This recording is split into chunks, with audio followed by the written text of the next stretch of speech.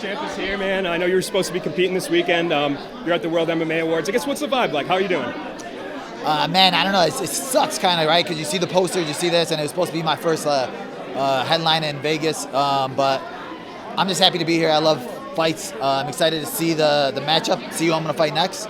And for me now, it's just getting healthy, getting back in the gym. We just started training on Monday. So I was right away when I got off the plane, I ran right into the PI. I'm like, let's get some work in. So I'm just excited to get back into shape, honestly. So are you essentially like cleared and good to go? Yeah, so I'm cleared and good to go, but now it's like getting back to where I was. Literally, I did like 50 push-ups and I felt like I was in a war and I got hit by a truck. I'm like, bro, this is how it feels to not be in shape? It's crazy. How long were you in the hospital for? I know that video you posted was pretty looked pretty rough. I was in the hospital for 3 weeks. The worst thing ever, and then I had to have 6 weeks of antibiotics with IV. Like they just got the pick line out of my arm on Monday. So, was it a tough? I mean, it's probably one thing to pull out of any fight, but now you got the belt. You're looking to get momentum. You get pay-per-view points. You're the guy. Was it extra difficult to pull out of this one? Literally, I was like, it got to the point where I'm just like, bro, what if you get rid of the toe?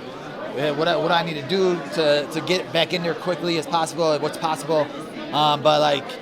The way the doctor was saying it, he's like, the infection, it was like a bone infection. So it wasn't like people were like, oh, you got a broken toe. I'm like, bro, if it was a toe, I had a broken toe for over a year. And then that toe got infected because of that. So then it went directly into the bone and it was climbing up the foot. So he's like, bro, you get your foot amputated. It ain't that. So for me, it was just like, it was heartbreaking, obviously.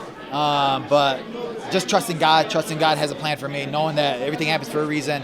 And now that I look at it from the bigger picture style, I'm hoping that there's a reason for it, right? Belal, I know you'd rather be fighting this weekend, but does the fact that, this is the week of the MMA Awards and there's a big event and you're here make it a slightly easier pill to swallow? Like you're still part of this fight week?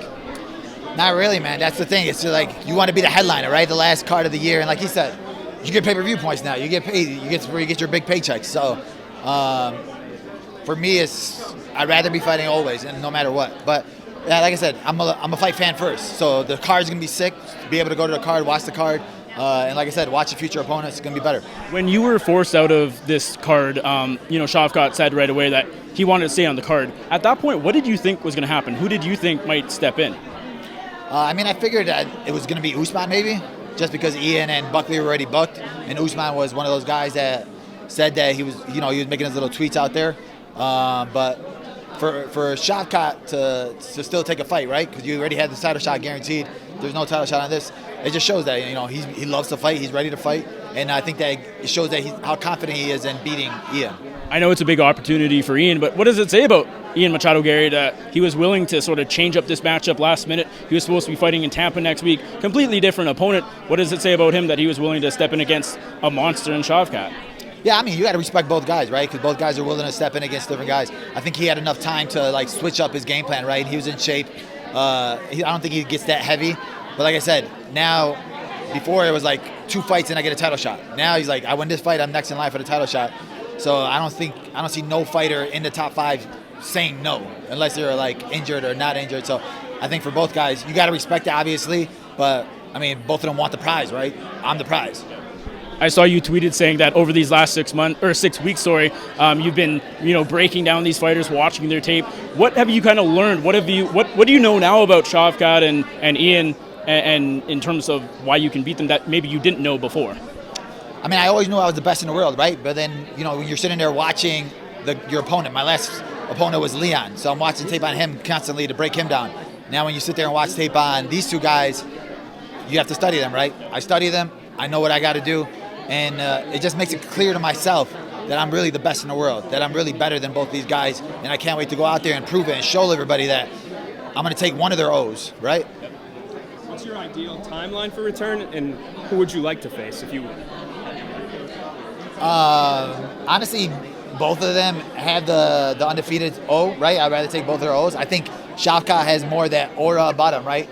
I think people overrate him. They put him on this big pedestal. I think a lot of people underrate Ian. They don't think he's really as good as his record shows. But for me, either one doesn't matter because I'm going to take somebody's O. I'm just starting to train now, so hopefully, definitely before summer, right? Because I want to get at least 2 to 3 fights in next year. And with whatever the timeline is, that's what I'm working on. Last one. Who do you think wins that fight? Honestly, I think he's going to be Ian. I think that he's very smart with the way he fights, and smart that he has good IQ of how to get a win, right? We've seen him get rocked before. We've seen him do this, but he always adjusts his style. I think he's had harder matchups in the UFC, and he showed different game plans for all those matchups, and I think he'll be able to stick and move his way to victory. Is that who you would prefer to fight? No, I mean, I think I'd rather fight Shavkat, right? I think his aura is just bigger. But I just think that Ian, I think it'd obviously be funner, right? Because he's going to talk and he speaks English. Shavkat, I don't know who he has tweeting for him, but it's not fun when you're tweeting somebody that you know is not Shavkat. So it's like going back and forth and it's stupid. You think that press conference would get pretty wild? With me and Ian? I mean, there's a line here, Chad. I mean, I'm just saying. I mean, there's a line I'm here. not even nominated for anything. This is the guy nominated, guys. Sorry. I'll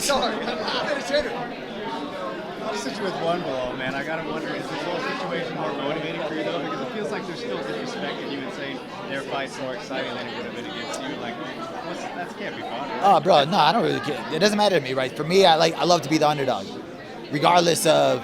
They all thought I was going to lose to Leon. I went out there, dominated him, and then right away it was like, well, he's going to lose to Shavkat. So for me, it's like, I love proving these people wrong because I don't want to get comfortable. I'm the best in the world. There's nobody out here that's going to beat me. When I walk through whoever's next, they're still going to say the next guy's going to beat me. So it doesn't matter to me. I'm just going to keep winning.